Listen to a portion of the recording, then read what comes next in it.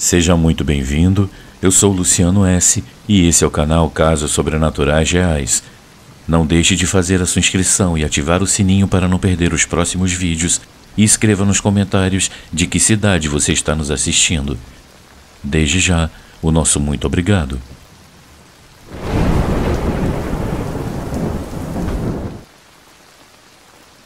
O espírito que se materializou.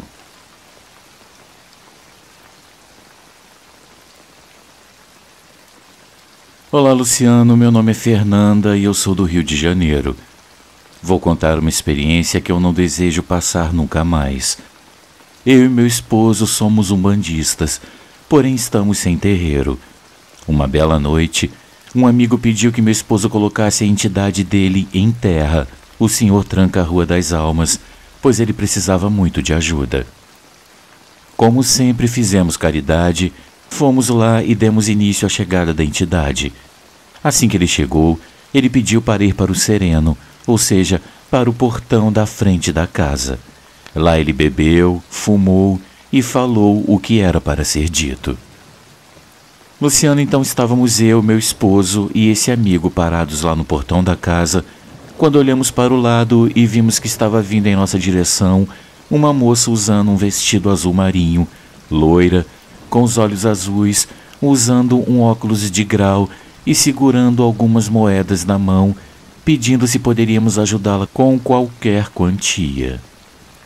Ela disse que teria que ir buscar o filho em um lugar não muito distante, porque o marido havia batido muito nela e ela havia conseguido fugir dele e ela tinha que ir embora junto com seu filho. Ela, inclusive, nos contou onde morava, nos dando o seu endereço completo. Nós pedimos desculpas por não poder ajudá-la naquele momento, e foi quando ela se virou para a entidade e disse: "Eu sei quem é o senhor, Laroie." Eu e meu marido olhamos um para o outro e em seguida ela saiu andando, e quando passou por uma árvore que estava a alguns metros à nossa frente, ela simplesmente desapareceu diante dos nossos olhos. Luciano, ela sumiu do nada bem na nossa frente.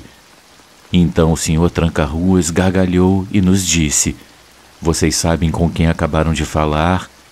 Respondemos que não, e então ele explicou o que havia acontecido. "Vocês falaram com uma defunta, uma morta." Ele contou que o marido havia batido muito nela, e assim ela acabou falecendo e ainda não havia se dado conta. Era por isso que ela andava meio perdida e desesperada, tentando fugir do marido e querendo buscar o seu filho. Meu marido e eu ficamos muito impressionados. Como eu disse anteriormente, ela nos deu seu endereço completo, inclusive citando a cor da casa onde ela morava. Nós pensamos em procurar os familiares, porém preferimos deixar para lá, pois como iríamos provar o que tínhamos visto?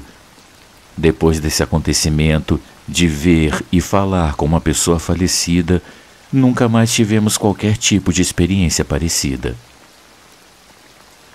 Luciano, eu espero que você e os inscritos tenham gostado do meu relato, que eu posso afirmar que é 100% verdadeiro. Muito obrigada e fiquem todos em paz.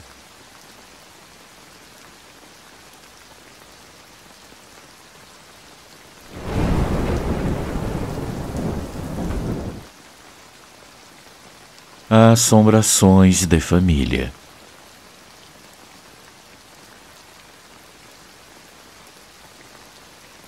Olá a todos, eu sou Ângela Dylan, trazendo mais um relato sobre meu pai, Vito, que é um exímio contador de causos. Ele costumava me contar que já estava em São Paulo há uns 5 ou 6 anos depois de vir de Minas Gerais. Depois de sua família morar em um período em uma chácara mal assombrada em Mariporã, cuja história eu já contei no canal, eles se mudaram para Guarulhos e meu pai começou a procurar emprego. Ele tinha por volta de 17 ou 18 anos na época. Certo dia, ele passou em frente a uma casa muito velha que estava em reforma. Havia uma placa que indicava a necessidade de um vigia para a noite. Ele conversou com os responsáveis pela obra e ficou acertado que ele voltaria às 6 da tarde. Eles lhe disseram que se ele conseguisse passar uma única noite na obra, o emprego seria dele. Entretanto, não explicaram o motivo por trás desse aviso. Meu pai aceitou o desafio e no final da tarde estava lá para a empreitada. Os pedreiros e os donos da obra se foram, deixando meu pai lá completamente sozinho. Conforme as horas passavam, o ar ia se tornando sinistro e um frio medonho se apoderou do local. Não havia luz elétrica, apenas luz de velas e lamparinas. Existiam alguns poucos móveis velhos no local e algumas panelas de alumínio. Meu pai conta que por volta das 11 da noite, ele começou a ouvir um barulho infernal. Pareciam vozes de pessoas discutindo dentro da casa e sons de panelas caindo no chão. Meu pai começou a tremer e quando ele se preparava para ir olhar o que estava acontecendo, os barulhos cessavam.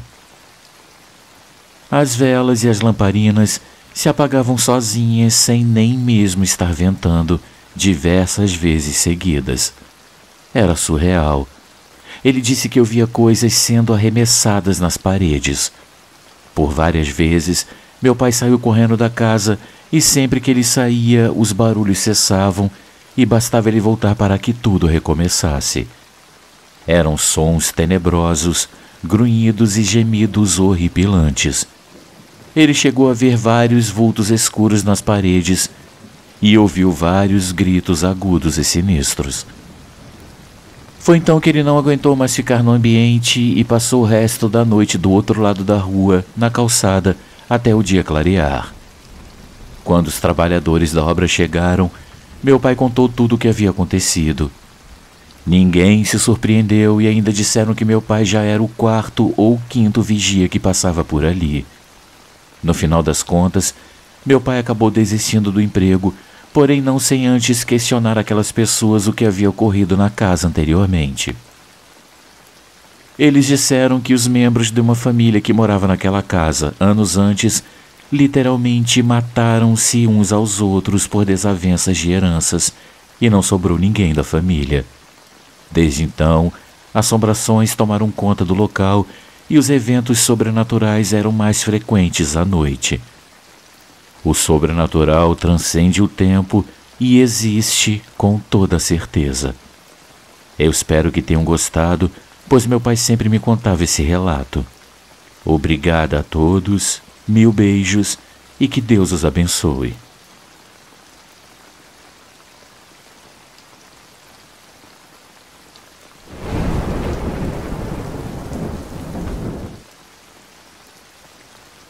O arremesso fantasma.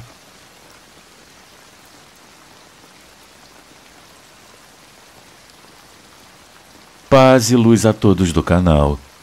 Amigos, o sobrenatural existe, mesmo que a ciência lute para afirmar o contrário. Eu tinha por volta de 11 anos quando aconteceu o fato que eu trago hoje ao canal. Como já deixei claro em outros momentos aqui, eu fui uma criança que amava a casa dos avós. Aliás, vários casos, aqui por mim narrados, se desenrolaram na residência bucólica deles. E foi nesse mesmo local que ocorreu o episódio verídico e assustador que se abateu sobre mim e sobre o meu tio, que infelizmente faleceu aos 35 anos de idade. Toda noite, antes de dormir, ele fechava muito bem as janelas da casa e, ao deitar-se, sempre me contava uma história diferente, todas elas sobrenaturais. O quintal da casa tinha uma parte com terra, onde a minha avó cultivava uvas, rosas e outras hortaliças.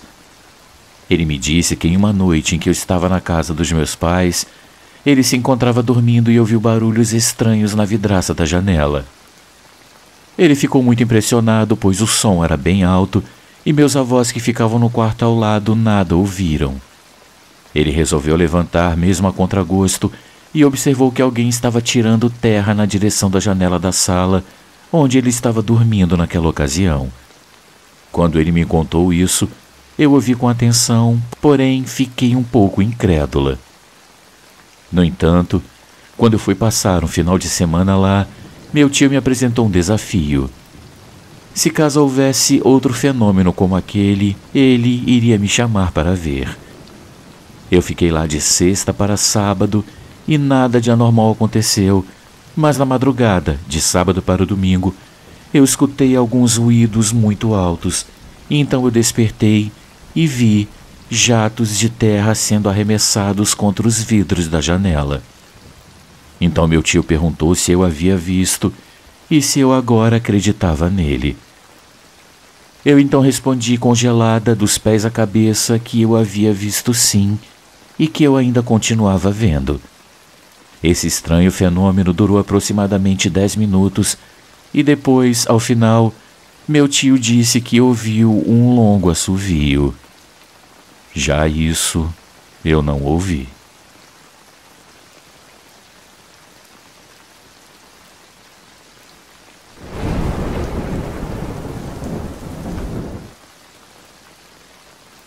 A aparição na estrada.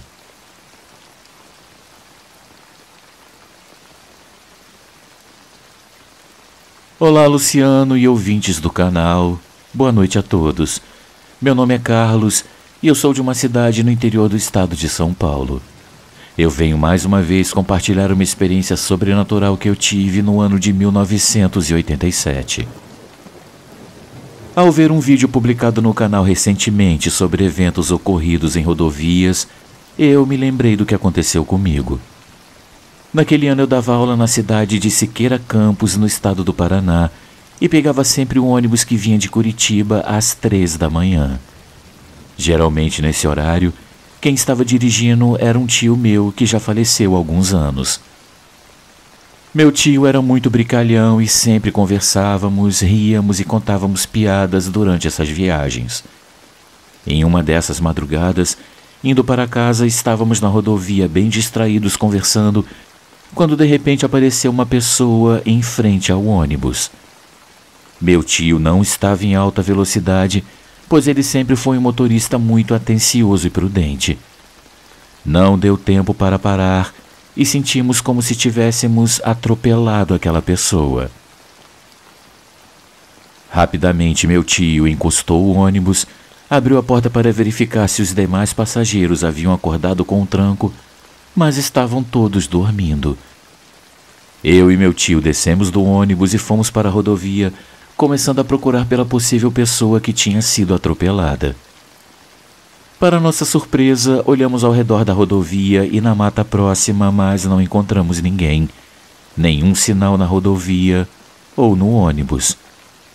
Ficamos ali por um tempo e, como não encontramos nada, seguimos viagem. Mais adiante, paramos no posto rodoviário para relatar o ocorrido. Para nossa surpresa, o policial que nos atendeu informou que vários outros motoristas também já tinham relatado o mesmo ocorrido no mesmo local de atropelar uma pessoa que desaparecia. Eles já haviam feito várias buscas na região e na mata, mas nunca encontraram ninguém. Após esse incidente, passamos por ali várias outras vezes. Meu tio sempre diminuía a velocidade naquele local, mas nunca mais vimos aquela pessoa, se é que era realmente uma pessoa. Esse é o meu relato de hoje. Assim que me recordar de outras histórias, com certeza eu compartilharei com você e os ouvintes. Um grande abraço a todos e que Deus nos abençoe.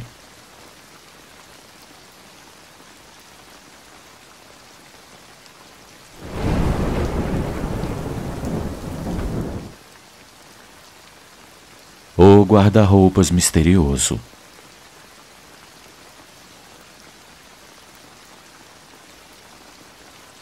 O que eu vou contar aconteceu com a minha família tempos atrás, e nessa época eu tinha por volta dos meus 7 anos, mas eu ainda me lembro de tudo claramente. Na época, minha avó morava com a gente, pois ela estava doente e minha mãe se propôs a cuidar dela. Com as indas e vindas do hospital, ela não resistiu e em uma madrugada ela veio a falecer. Aos poucos, meus pais foram dando as coisas que pertenciam à minha avó, mas tinha um guarda-roupas muito antigo e extremamente pesado que eles não conseguiram dar a ninguém. Acabaram ficando com o guarda-roupas, pois não acharam ninguém que o quisesse. Até aí tudo bem, mas com o tempo aquele velho guarda-roupas começou a fazer uns barulhos estranhos. Sabe aquele som de porta rangendo quando abre?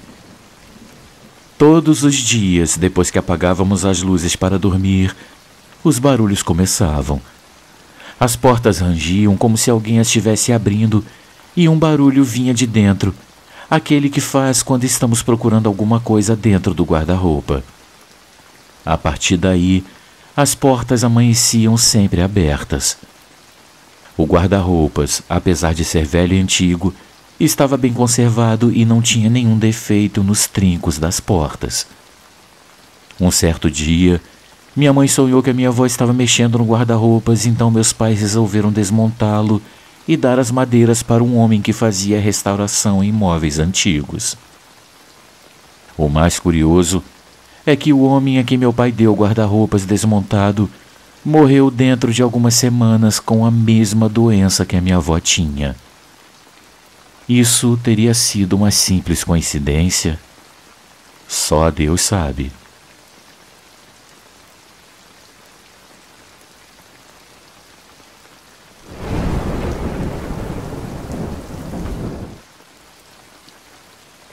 Barulhos assustadores.